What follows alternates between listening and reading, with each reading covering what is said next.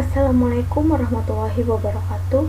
Perkenalkan, nama saya Indah Indriani Ahar Kafri dengan NIM 199214001, Program Studi Akuntansi S1 Kelas A. Saat ini, untuk memenuhi tugas pada mata kuliah Pengauditan 1, saya akan membawakan materi mengenai sejarah perkembangan standar audit Indonesia. Berikut pemaparan materinya.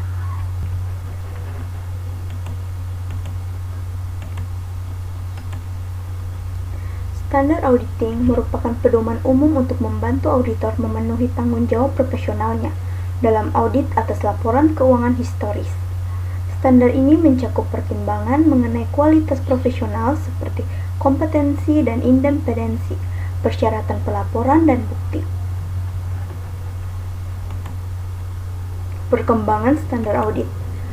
Tahun 1972, Ikatan Akuntan Indonesia berhasil menerbitkan norma pemeriksaan akuntan yang disahkan di dalam Kongres ketiga Ikatan Akuntan Indonesia.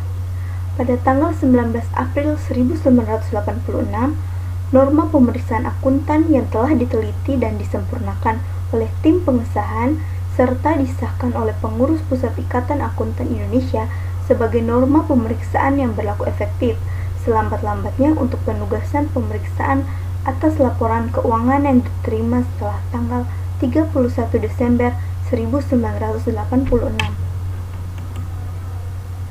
Tahun 1992, Ikatan Akuntan Indonesia menerbitkan norma pemeriksaan akuntan, edisi revisi yang memasukkan suplemen nomor 1 sampai nomor 12 dan interprestasi nomor 1 sampai dengan nomor 2. Indonesia merubah nama Komite Norma Pemeriksaan Akuntan menjadi Dewan Standar Profesional Akuntan Publik.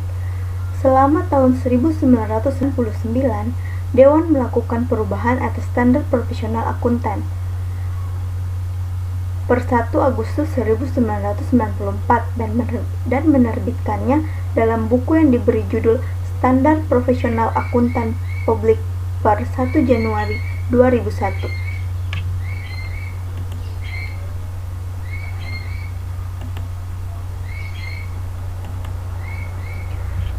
Standar Profesional Akuntan Publik per 1 Januari 2001 terdiri dari 5 standar, yaitu: yang pertama, Pernyataan Standar Auditing atau PSA yang dilengkapi dengan interpretasi Pernyataan Standar Auditing atau IPSA.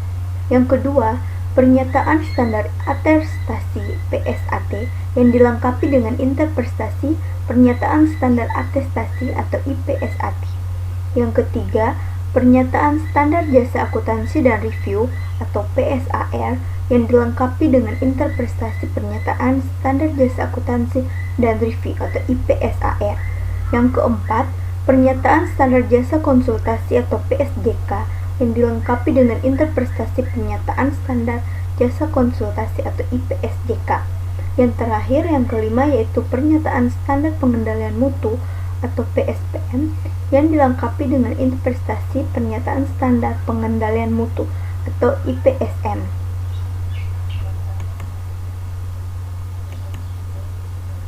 Yang berikut, dalam auditing terdapat 10 standar audit yang telah ditetapkan oleh Institut Akuntan Publik Indonesia atau IAPI.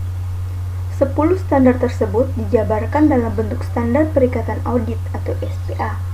Standar yang dijelaskan dalam PSA harus diterapkan dan dipatuhi oleh seluruh akuntan publik Indonesia. Di dalam PSA atau Pernyataan Standar Auditing terdapat interpretasi Pernyataan Standar Auditing atau IPSA yang dikeluarkan oleh IAPI. IPSA merupakan penafsiran ketentuan atau interpretasi lebih lanjut dari berbagai ketentuan yang dimuat dalam PSA. Standar auditing dibagi menjadi 3 bagian yang terdiri dari standar umum, standar pekerjaan lapangan, dan standar pelaporan. Standar umum. Yang pertama yaitu audit harus dilaksanakan oleh seorang atau lebih yang memiliki keahlian dan pelatihan teknis yang cukup sebagai auditor. Yang kedua, dalam semua hal yang berhubungan dengan perikatan, independensi dalam sikap mental harus dipertahankan oleh auditor. Yang ketiga yaitu dalam pelaksanaan audit dan penyusunan laporannya, auditor wajib menggunakan kemahiran profesionalnya dengan cermat dan seksama. Berikut yaitu standar pekerjaan lapangan. Yang pertama yaitu pekerjaan harus direncanakan sebaik-baiknya, dan jika digunakan sistem, harus disupervisi dengan semestinya. Yang kedua yaitu pemahaman memadai atas pengendalian intern harus diperoleh untuk merencanakan audit dan menentukan sifat, saat, dan lingkup pengujian yang akan dilakukan. Yang ketiga yaitu bukti audit kompeten yang cukup harus diperoleh melalui inspeksi, pengamatan, permintaan keterangan, dan konfirmasi. Standar pelaporan. Laporan auditor harus menyatakan apakah laporan keuangan telah disusun sesuai dengan prinsip akuntansi yang berlaku umum di Indonesia. Laporan auditor juga harus memuat suatu pernyataan pendapat mengenai laporan keuangan secara keseluruhan atau suatu asersi bahwa pernyataan demikian tidak dapat diberikan. Yang tadi saya jelaskan yaitu standar auditing yang berlaku di umum. Kemudian, auditing merupakan proses mengevaluasi bukti secara objektif dengan tujuan menetapkan tingkat kesesuaian antara pernyataan kegiatan dengan kriteria yang telah ditetapkan. Kemudian, hasilnya disampaikan kepada pihak yang berkepentingan. Jadi, auditing dianggap sebagai proses pemeriksaan, penilaian, dan evaluasi hasil laporan keuangan sebuah perusahaan yang dilakukan oleh auditor, baik dari pihak internal perusahaan maupun pihak eksternal. Audit memiliki 3 jenis, yaitu audit laporan keuangan atau financial statement audit, yang kedua yaitu audit kepatuhan atau compliance audit, yang ketiga yaitu audit operasional atau operational audit.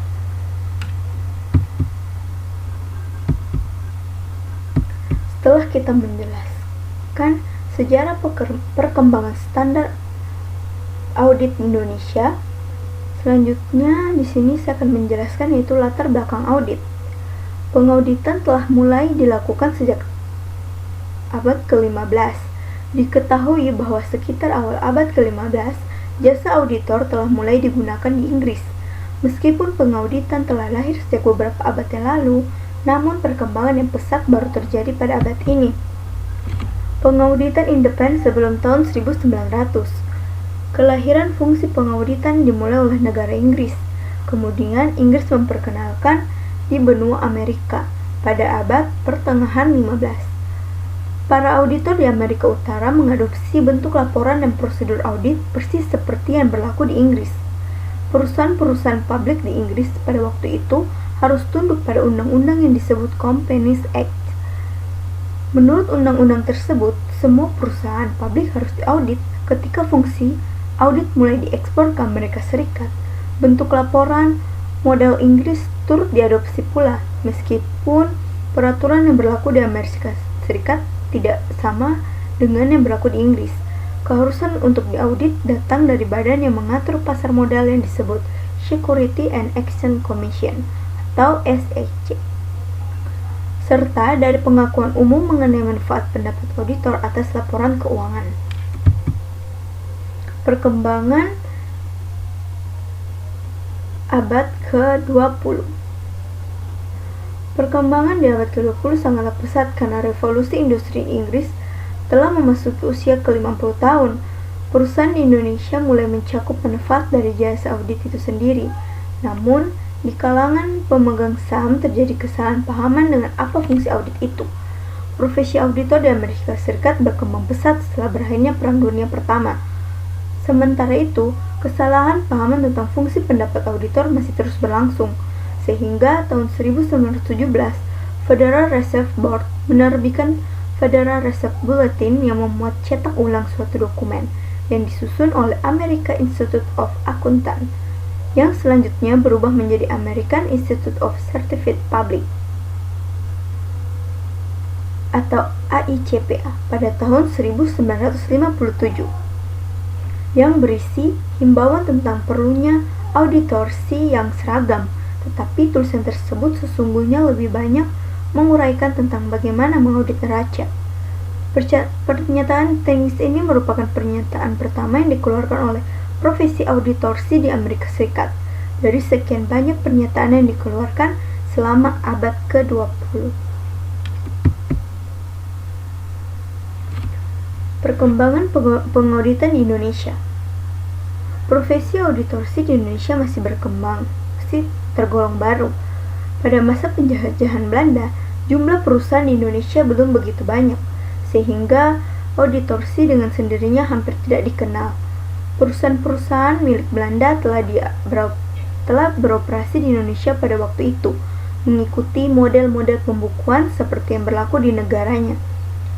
Situasi negara itu berlangsung hingga Indonesia merdeka. Auditorsi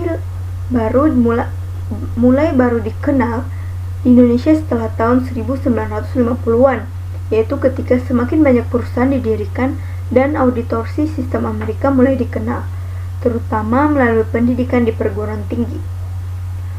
Perkembangan auditorsi di Indonesia terjadi pada tahun 1973, yaitu ketika Ikatan Auditor Indonesia atau IAI menetapkan prinsip-prinsip auditorsi Indonesia atau PAI dan norma pemeriksaan auditor atau NPA.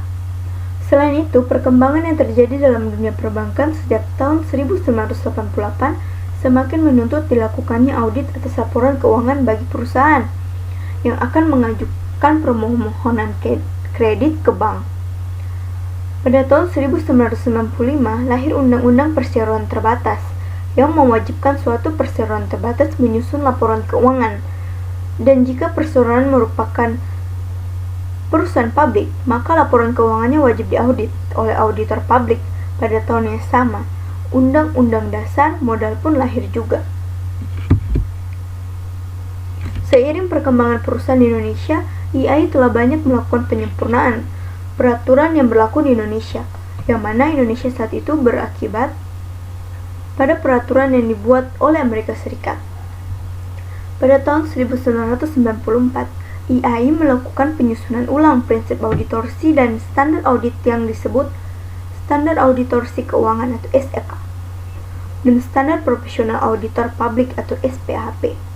Sejalan dengan itu, Dewan Standar Auditorsi yang dibentuk IAI secara terus-menerus menerbitkan penyertaan Standar Auditorsi Keuangan atau PSAK. Seperti terjadi di Amerika Serikat 100 tahun yang lalu, fungsi pengauditan di Indonesia memasuki abad ke-21. Ini masih dipahami masyarakat. Banyak kesalahpahaman yang terjadi atas laporan auditor karena fungsi auditor tidak dipahami dengan benar. Maka dari itu, pemerintah mulai memperkenalkan auditorsi mulai dari SMA dan pengenalan audit dilakukan di perguruan tinggi. Sekian pemaparan materi dari saya tentang sejarah perkembangan standar audit Indonesia. Jika terdapat kekurangan dari presentasi saya yang tadi, mohon dimaafkan. Wassalamualaikum warahmatullahi wabarakatuh.